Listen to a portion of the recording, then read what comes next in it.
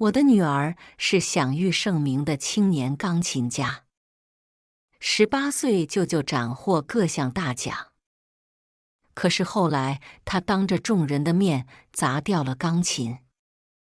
在记者采访时说：“最恨的人就是我，愿我强迫她学钢琴，拆散她跟初恋之间的感情。”而我被女儿毫不犹豫地推下了电梯井。死前听到女儿说的最后一句话是：“妈妈，只有你死了，我才能自由。”大家好，开始今天的分享之前，希望你能给人间烟火点个订阅。我将会分享更多优质的内容。我重生了。等我再次睁眼，我回到了一切都还没发生之前。你烦不烦啊？又要逼我去上钢琴课，看你一天那个刻薄样，难怪我爸也受不了你。黄脸婆，就知道虐待我。你死了才好。尖锐又熟悉的抱怨和骂声响起。在我对面的沙发上，坐着一位长相甜美的粉裙少女，正是我的女儿杨潇潇。我深呼吸了一口气，不可置信地打量着周围。泛黄的照片墙盖了布套的老沙发，赫然是我跟杨成还没离婚时住的房子。上一世，女儿杨潇潇就是这样一副怨恨我的口吻。可笑的是，我从来没把她的话放在心上，结果最后落得一个被她推进电梯井的结局。幸好上天可怜我，让我重生回到了一切还来得及的时候。我面无表情地看着女儿杨潇潇。钢琴课你爱去不去？以后我不会再管你。她像是被我的话惊到，愣了一瞬，又很快耷拉下脸讽刺道：“你装什么装啊？老女人，是不是又想在我爸面前闹？”听到这话，我怔住了。上辈子，我做过2件最错的事情。一是女儿的渣男爸杨成出轨，我为了争夺女儿的抚养权，隐瞒了离婚的真相。二是我强行拆散了他和小混混的初恋，让他能专心弹钢琴。我的好女儿恨我怨我，所以毫不犹豫地让我去死。想到上辈子被推下电梯井摔碎身体的痛苦，我咬紧牙关，使劲儿攥住了拳头。你想多了，以后的钢琴课你都不用去了。我沉静无波地回答道。女儿勾起嘴角笑了2声。算你识相，这破琴我一天都不想练了。你再反悔也没用了。上一世的女儿在对我破口谩骂和抱怨不想学琴后，我忍着心酸任她骂，也要让她去好好练习。我借钱都要给她请最好的钢琴老师。我省吃俭用买她喜欢的名牌衣服和鞋子。我用尽一个妈妈的全部去对女儿好，满足她的所有要求，但这些换来的却是她的恨和怨。我想起上辈子死之前，我拉着女儿的手，前一秒还让她小心点走路，下一刻我就被她狠狠甩开手推下。妈妈，你去死吧！你死了，我才能真正的快活。我从高处坠落，当场死亡。死后的灵魂跟在女儿身边飘荡了好几天。我看着他假惺惺地对着所有人哭丧，看着他把我破碎的尸体草草火化烧成灰。他说他终于自由了。我付出一切，把女儿培养的前途一片光明，到头来就是这样一个悲惨的下场。既然如此，这一世他的钢琴不想学就不学，他和上辈子的混混男友谈恋爱，我也不会再管。我还他自由。正好，后面钢琴课我不会再给你续费了。女儿诧异地看了我好半晌，没再说话。她喜欢他爸，喜欢他初恋，以后就让他跟他们过吧。我不会再管他了。这个时候，我老公杨成已经出轨了，像大多背叛家庭的男人一样，他在外面给小三租了房子，金屋藏娇，借口出差或是工作忙，经常不着家，找各种理由不舍得给我和他女儿多花一分钱，却愿意真金白银地哄着外面的情人。可是他忘了，这些钱都是我们夫妻的共同财产。上一世就是因为意外撞到杨成和小三开房，我选择了隐忍，默默提出离婚。可到头来，却因为争取女儿的抚养权，被杨成威胁净身出户。你一个家庭主妇，没有经济来源，女儿抚养权肯定是归我的。如果你非要女儿跟在你身边，也不是不行，除非你净身出户，不然我不会把女儿抚养权给你的。上辈子爱女如命的我，自然不会放弃女儿。杨成这个不要脸的渣男，得了便宜还要污蔑我对感情不忠。现在我不会再这么愚蠢和懦弱了。这一世跟杨成离婚是必然的，只是这次净身出户和身败名裂的人是他。几天后，我接到了女儿钢琴老师打来的电话。最近潇潇怎么都没来练琴？钢琴比赛就快要举行了，不能懈怠呀。这场钢琴比赛是上一辈子我带着女儿去参加的，第一名可以拜到钢琴大家名下学习半年。这对学琴人来说意味着一手的资源和人脉。上辈子，我没收了女儿的手机，在家监督女儿每天练琴，天天给她强调这场比赛至关重要，不要再惦记她的混混男友了。可她满心满眼都怨恨我拆散了她跟她的初恋。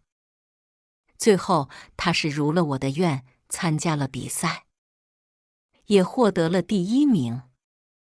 但她因此也开始记恨我，甚至最后亲手让我死掉。这一世，我选择尊重女儿的选择，她自己的命运由她自己掌握。老师，以后的课杨潇潇都不去了，比赛也不参加了。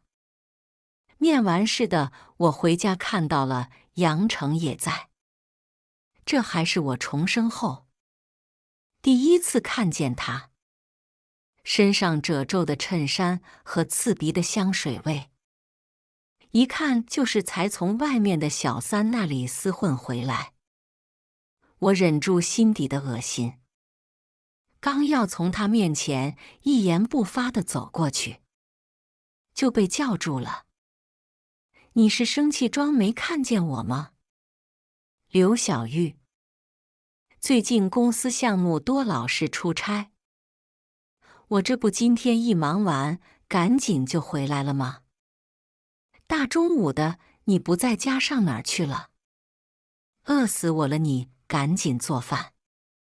我看着面前的杨成，微微凸起的啤酒肚，胡子拉碴的脸庞和浮肿的双眼，跟我说话时嘴里还不断呼出臭气。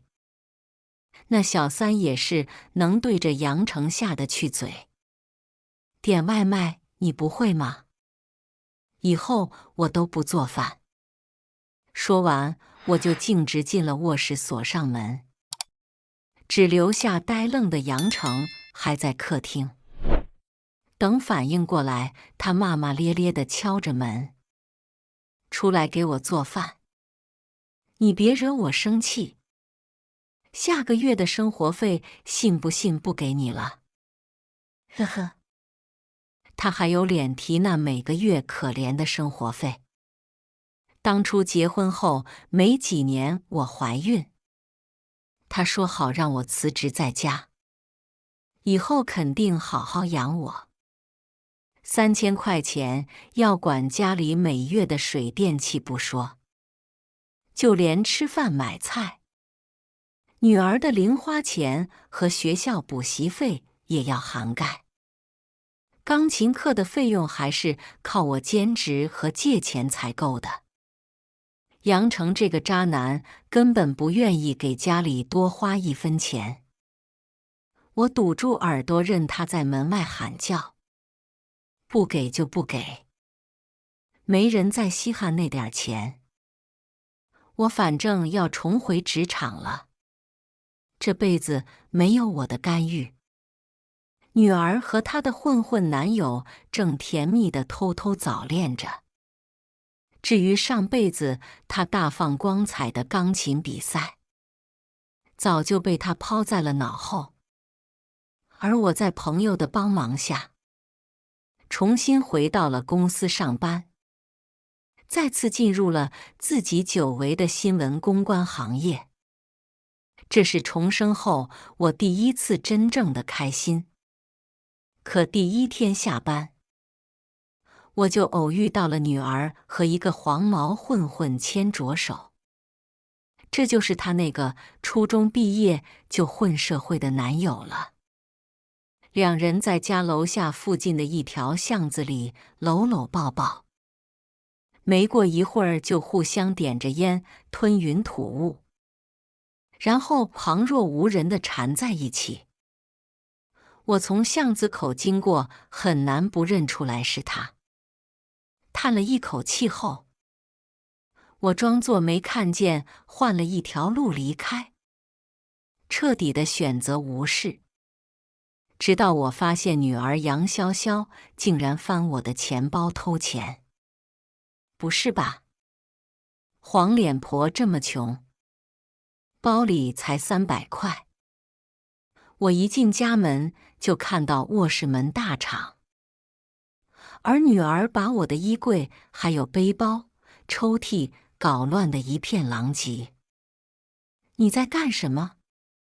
谁让你动我东西的？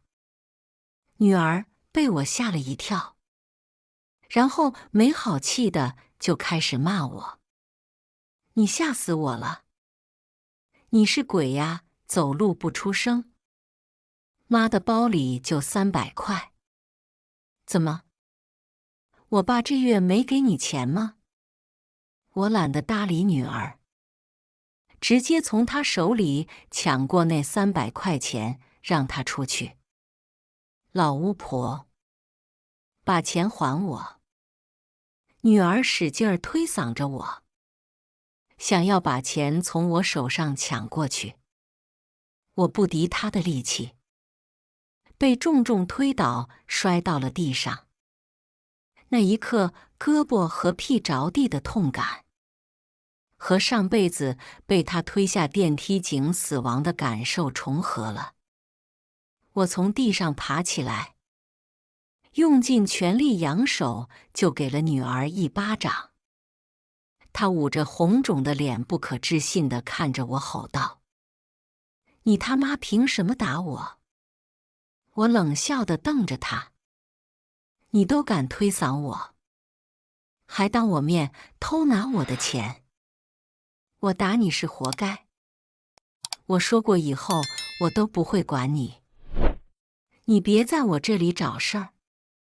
没钱了问你爸要。”女儿满眼愤恨地盯着我，还想张口再说什么，下一秒却被自己控制不住的干呕声给打断了。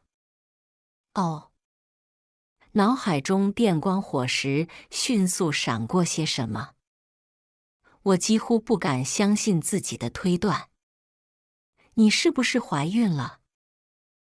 我怎么也不会想到女儿会和初恋偷尝禁果。可是她打死不承认自己怀孕的事情。不，不可能！我怎么会怀孕呢？拼命捂住嘴，想要憋下干呕的女儿，神思恍惚地不断摇头否认。这一事没有我的干预。女儿和她的混混男友竟然能进展到这一步。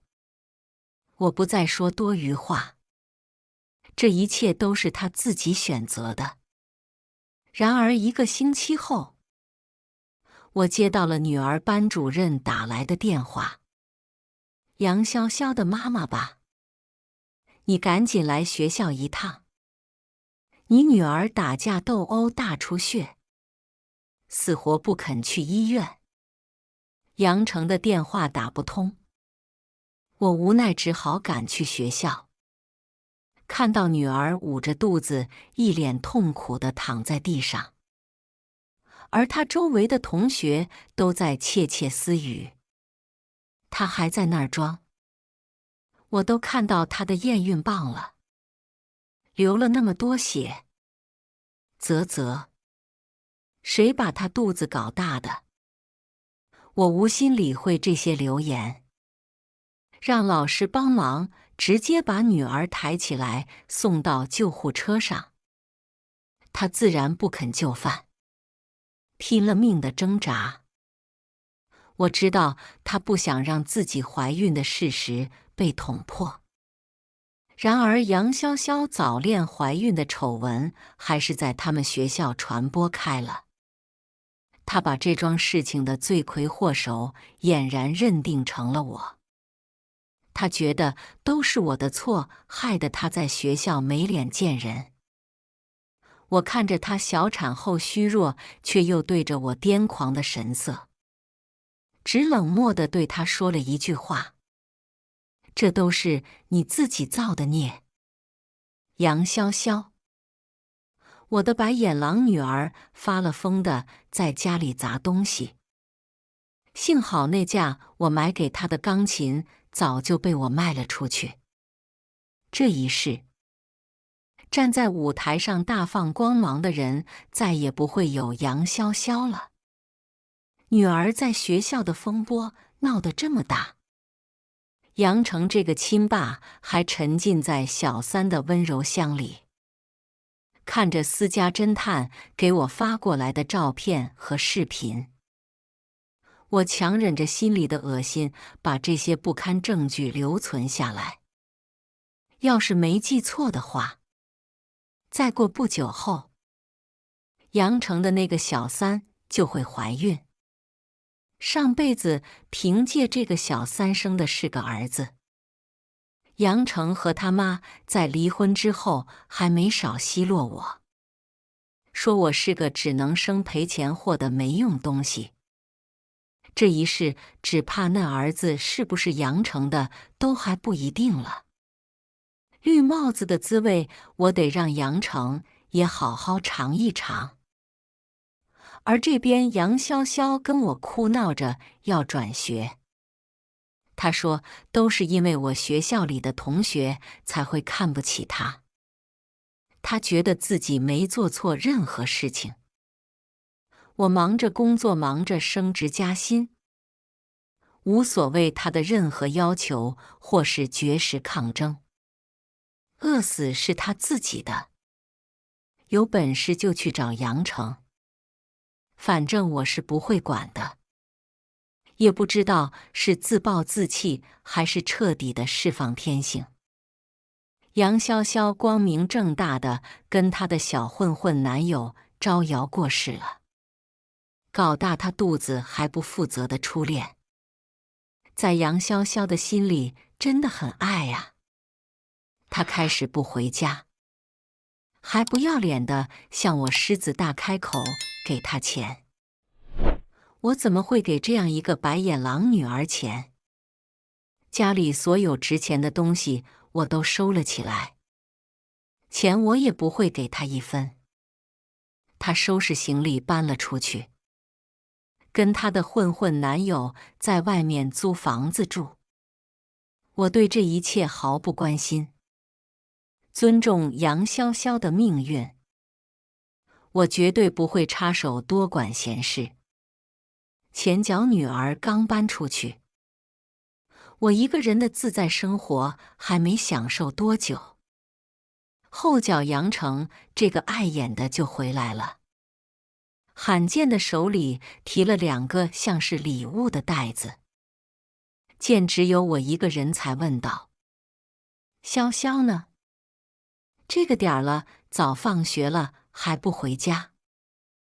我直接嗤笑出声。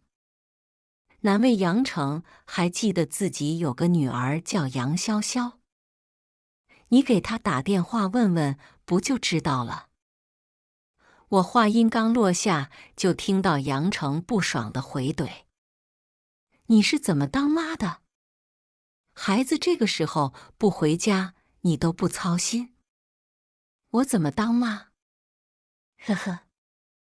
不知道的人听到这话，还以为杨成是个尽职尽责的好父亲呢。可事实是，上辈子和这一世，杨成对女儿都是表面慈父，背地里嫌弃。早在我当初10月怀胎生下了女儿之后，他和他妈就怨我怎么没能给杨家生个儿子。坐月子期间，婆婆不照顾我，杨成每天多抱女儿1秒钟都不愿意。我一个人一把屎一把尿的艰难把女儿拉扯大，督促她的学习，鼓励她坚持学钢琴。可这些都抵不过杨成对她偶尔的关爱和廉价礼物的收买。上辈子我省吃俭用送女儿想要的名牌衣服和鞋子，她觉得理所应当，甚至还怀疑我会给她买假货。而杨成随便从路边摊买来的10块钱发卡，都要被他视若珍宝的收藏起来。这一世我总算想明白了，杨潇潇就是个彻头彻尾的白眼狼。我就算对她再好，把心捧到她面前，她也觉得是我这个当妈的自私自利。想到这，我看着杨成冷笑出声：“是没你这个不着家的爸当的好。杨成，离婚吧。”我手里杨成的出轨证据已经收集确凿，原本还想等着过段时日再跟他摊牌，但是今天看到他那张虚伪恶心的脸，还好意思质问我没管好杨潇潇时，我是一刻都忍不下去了。你说离婚？我没听错吧？杨成愣了一瞬，随即挂断要给杨潇潇打过去的电话，装作一脸惊讶却又掩饰不住惊喜的样子看我。离？而且你要净身出户？什么？你开什么玩笑？我看你是白日做梦。他还没说完的话，被我举起的手机给打断了。展示在他眼前的，赫然是他和小三的亲密视频。杨成的脸色由红转白，又转绿。你也不想比这还劲爆的东西出现在你公司，或者闹得人尽皆知吧？你给小三这些年花了多少钱，我不追究。但是家里的所有存款都归我。杨成铁青着脸，怒瞪着我，看着他敢怒不敢言的样子，我心里狠狠出了一口恶气。可我低估了杨成的厚颜无耻，他竟然企图像上辈子那样用杨潇潇当砝码。小玉，你先别急，这事儿还有的商量。你看女儿的抚养权我不跟你争，这房子嘛……杨成刚才还愤怒的神色转变成了暗含威胁。可惜这个威胁这辈子对我来说只是个笑话。白眼狼女儿白送给我，我都不要。杨潇潇不是最喜欢他爸吗？那就看看他的好爸爸以后会怎么对他。女儿的抚养权归你，不是你说的吗？我不是个好妈，以后杨潇潇就跟着你了。说完这话，我懒得再多看杨成一眼，转身就进了卧室，锁上了门。第二天，我就赶紧联系律师，想尽快把离婚协议拟定好，发给杨成。没成想，在律所却碰到了一个意想不到的熟人——李明峰，我的大学学长兼曾经暗恋过的人。你是小玉，刘小玉对吧？还记得我吗？李明峰，我当然记得。不愧是大学时的风云人物和我喜欢过的人。李明峰完全看不出来像40多岁的人，挺拔强壮的身材，一看就是经常有健身，丝毫跟中年发福的啤酒肚和秃顶不沾边，还是那副文质彬彬、气质儒雅的模样。我打起笑容跟李明峰寒暄了几句，才知道他当年出国读研时转到了法律行业，现在已然是律所的高级合伙人。最后实在是耐不住老同学的热心帮助，我一个离婚的小案子竟然被李明峰给接了。跟李明峰交换了联系方式之后，不到半天时间，离婚协议就发给了我。趁着杨成这几天还在家，我得让他把离婚协议快点给签了。不管杨成再怎么磨，我都态度坚决。房子我必须要，存款也必须一分不少的都归我。最后杨成骂骂咧咧，不情不愿地签了离婚协议。我让他连夜就收拾打包行李搬出去。至于杨潇潇剩下的那点衣服和杂物，也全部被我扔到了杨成的车上，让他一起带走。终于这个家里没有让我讨厌的人了。可安生日子没过几天，一阵阵咚咚咚的剧烈敲门声就惊醒了我。周六早上8点，一大早就来扰人清梦的人是杨潇潇。好长时间没见他，我都差点认不出来了。顶着一头烫过的干枯卷发，手里夹着一根烟，熏着他化了妆的脸。见我开门就想往里走，我堵在门口没让他进来。下一秒就听到他对我大声的质问：“是不是你换锁了？老巫婆，你给我让开！我要回家拿东西。”我摇了摇头，表示这个家里已经没有任何他的物品了。当然，现在这所房子也只属于我。杨潇潇当然不信，觉得我满嘴谎言，诓骗他。你爸没通知你吗？我跟他已经离婚了。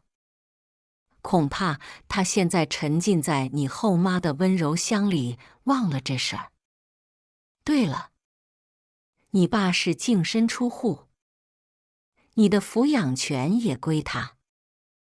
我淡淡的陈述事实，看着杨潇潇经得手里的烟头差点掉下来烫到他的手，还是好心的把杨成和小三的房子地址告诉了他。最后真心忠告了他一句：以后别来这儿了，有什么事儿去找你爸。从今往后，你跟我就没关系了。真的说出这句话后，我心里一直存在的那股郁气散了许多。这辈子，我跟杨潇潇的母女情就到此为止。1个月的冷静期过后，我成功地拿到了离婚证。民政局外，杨成的那个小三迫不及待地扑到他怀里，用甜腻腻的声音耀武扬威地朝我喊道：老公，恭喜你摆脱了黄脸婆。杨成这个不要脸的把女人一把搂住，向我走过来，语气怜悯地嘲讽道：刘小玉，就你这样的货色，以后也难找到男人。我懒得听傻逼的废话，更不想搭理他们。刚想迈步离开，就感觉肩膀被人从身后揽住。我吓得扭头一看，竟然是李明峰。小玉，以后的事就不劳烦你操心了，我们会很幸福的。突然出现的李明峰帮我狠狠打了杨成和小三的脸。高大帅气的他和发福丑陋的杨成成了鲜明的对比，就连杨成的小三都控制不住自己流连的目光。好啊你，刘小玉，你个贱女人，是不是早就背着我跟这个野男人？不过杨成诋毁我的话还没说完，就被李明峰冷冷打断。请注意你的措辞，杨先生。李明峰身上的律师精英气质瞬间迸发出来，2句话就让杨成不甘心地闭了嘴。走吧，别跟这种垃圾多费口舌。我带着李明峰先行离开了。车上他低着声音，不好意思地向我道歉，说是刚才太唐突了，希望我谅解。我受宠若惊的急忙摆手感谢他，心里还正纳闷儿李明峰怎么会那么巧出现在民政局。结果就听到他说：我知道今天是你跟杨成领离婚证的日子，我怕他为难你，所以也赶了过去。李明峰这话让我有些不知所措。如果说是出于一个多年未见的老同学的关心，那这未免也有些过头了。还没等我缓过神来，我就听到他开始介绍自己的情况。单身，前妻在5年前因病去世，没有孩子，年收入过100万，不沾烟酒，没有任何不良嗜好。听到这里，我混沌的脑子突然渐渐清明了过来。李明峰是想追我。是的，我的想法没错。自从跟杨成正式离婚过后，李明峰就对我展开了热烈的追求。而时间转瞬，也来到了1年1度的高考。杨潇潇也是这一年的应届生。上辈子的他凭借着钢琴的优秀履历，考上了国内的一所顶尖音乐学院。18的他已然是国内小有名气的青年钢琴家。这一世没了这些荣誉加身，杨潇潇可怜的高考成绩连本科线都摸不到。等我再次见到他的时候，距离高考已经过去了4个月。显而易见的，他并没有继续学业。夸张的妆容掩盖不了他脸上的憔悴，他的肚子竟然又小幅度地挺了起来。杨潇潇又怀孕了。医院里，他的身边站着一脸不耐烦的黄毛混混。来检查身体的我远远地看到，他就急忙撇开视线。没想到杨潇潇却径直朝我走了过来。妈，能不能给我点钱？在我冷漠的目光中，他的表情逐渐变得僵硬。这真的是最后一次。我要把孩子打掉。我爸不给我钱。瞧瞧他这低眉顺眼求我的样子，跟上辈子他把我推下电梯井的嚣张真是判若两人。忘了我说过的话吗？你的事跟我没关系。丢下这句话后，我头也不回地离开了医院。不过杨成这么不做人，他当然也不能独自痛快。听说小三的肚子现在也大了。杨成把他妈迫不及待地接过去照顾小三，就是不知道孩子生出来以后，发现不是他的会不会发疯。这辈子早早地远离了白眼狼女儿和渣男。我的事业爱情是双丰收。3个月前，我和李明峰顺利地走到了一起。今天为了庆祝我升职，他特意订了餐厅和鲜花。我举着红酒杯在落地窗边俯瞰夜景。这是我上辈子不曾拥有，也来不及体会的浪漫。我悲惨的生命被杨潇潇终结于他18那年。这一世我活得比他们所有人都要好。摇了摇头，收起心里繁杂的思绪。一转身去，却看见李明峰举着戒指朝我单膝跪地。餐厅的音乐也换成了求婚进行曲。小玉，嫁给我。在我这里，你永远可以做你自己。简单的求婚誓言却打动了我的心。无论我的身份是母亲还是妻子，我始终都是我自己。我跟李明峰闪婚了。热乎的红本本刚到手，杨成那边就急着跟小三闹离婚。他终于发现自己的宝贝儿子不是亲生的了。这事儿说来也巧，在派私家侦探收集杨成的出轨证据时，意外发现杨成的小三竟然还有个相好的。前脚杨成刚离开，后脚小三就亲热地搂着另一个男人上了楼。这顶绿帽子杨成也不知道戴了多久。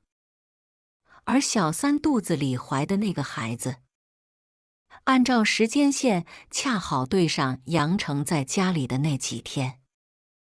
比起没几个钱的穷相好，这个孩子当然被小三安在了杨成这个冤大头名下。听说那天杨成在医院里大闹，因为孩子抽血体检，血型跟他还有小三的都不吻合，看着长相跟他毫无相似之处的儿子，他鬼使神差地去做了亲子鉴定。很好，儿子果然不是他亲生的。早在跟我离婚后没多久，小三就哄着杨成早早地领了结婚证。这下他跟小三彻底撕破脸皮，闹着要离婚，还要报复小三的奸夫，不惜在他公司楼下就跟人大打出手。而我手里典藏的恶心视频，这个时候也让人上传到了杨成公司的官网上。真是活该啊！出轨的渣男现在被人戴绿帽，看他平时那老实样，没想到私底下这么混账。因为他跟小三事件带来的恶影响，公司已经把他给开除了。小三在跟他离婚之后，也立马卷了他所有的钱跑路了。现在的杨成身败名裂，一无所有。我正忙着收拾行李搬到李明峰的家里去。那栋曾经住过杨潇潇和杨成的房子被我卖掉了。跟李明峰在举行婚礼之后，我休了婚假，和他出国去了很多地方旅行，看日出日落，看大海高山。我尽自己所能体验这辈子全新的生活。而杨潇潇这个人也在我的生活里消失很久了。再次听到这个名字的时候，还是3年后。我跟李明峰在一家新开的餐厅约会，来点餐的服务员倒水的时候，不小心泼到了我的身上。年轻女孩着急忙慌地跟我道歉。我摆了摆手，转身去了洗手间整理衣服。就在这时，听到身后传来一阵怒骂：“杨潇潇，你是瞎子吗？门口那么多水，还不赶紧拖干净？”盛气凌人的声音刚落下，紧接着就听到一声小心翼翼的回答：“对不起，对不起，经理，我马上打扫。”我扭头一看，弯着腰佝偻着身子的女孩正是我认识的那个杨潇潇。匆匆整理好衣服，从她旁边经过，我装作不认识的样子，没成想却被她伸手给拦住了。“妈，不，你是刘小玉吗？”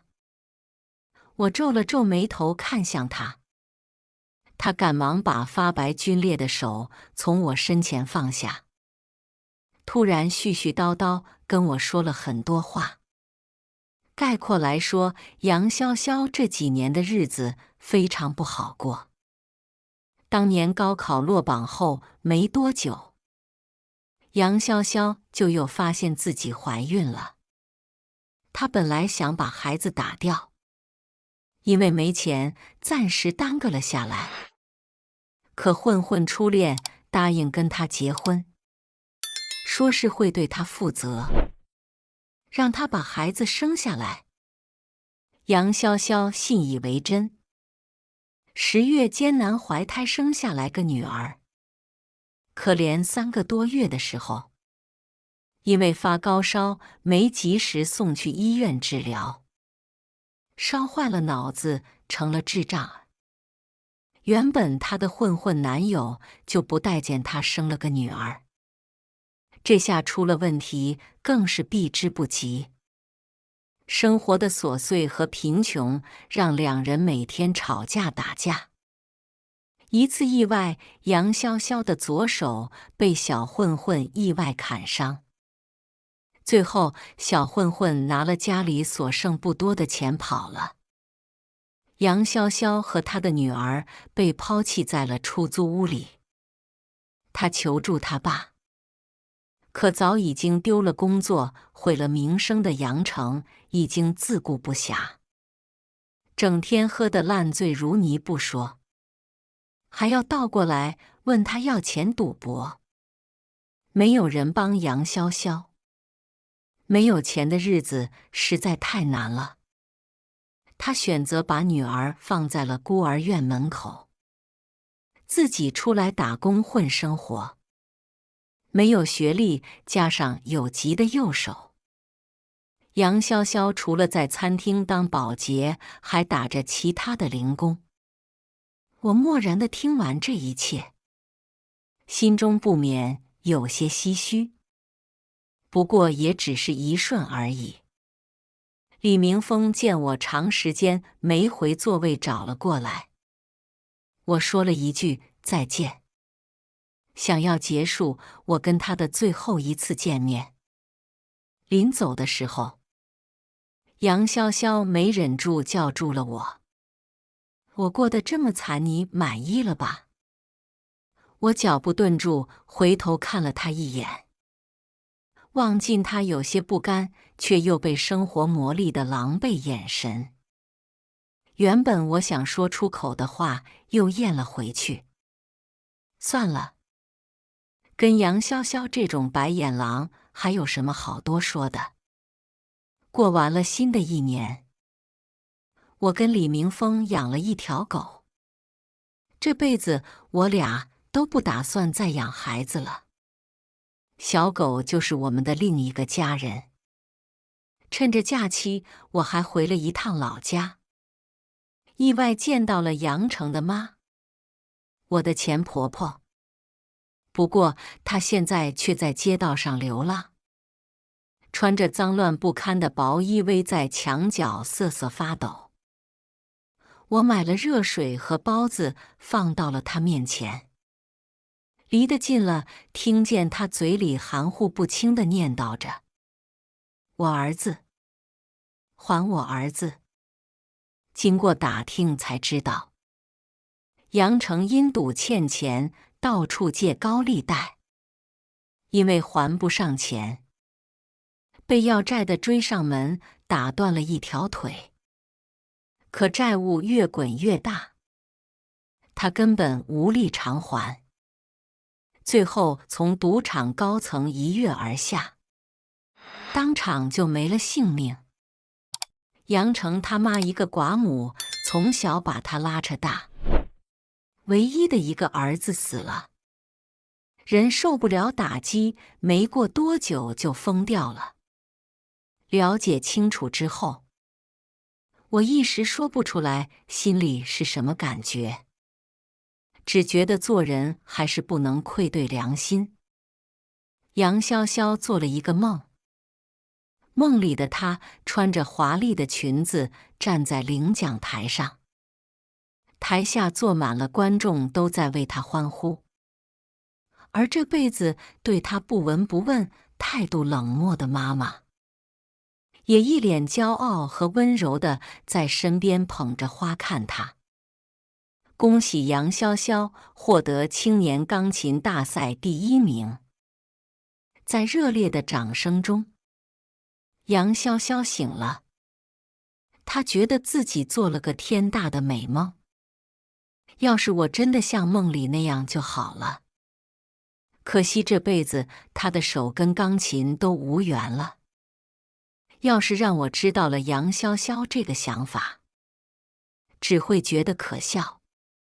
像她这种自私自利的白眼狼，永远都不会有一个好的结局。以上就是今天分享的故事。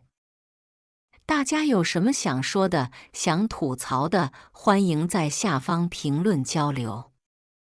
也更希望能给人间烟火点个订阅。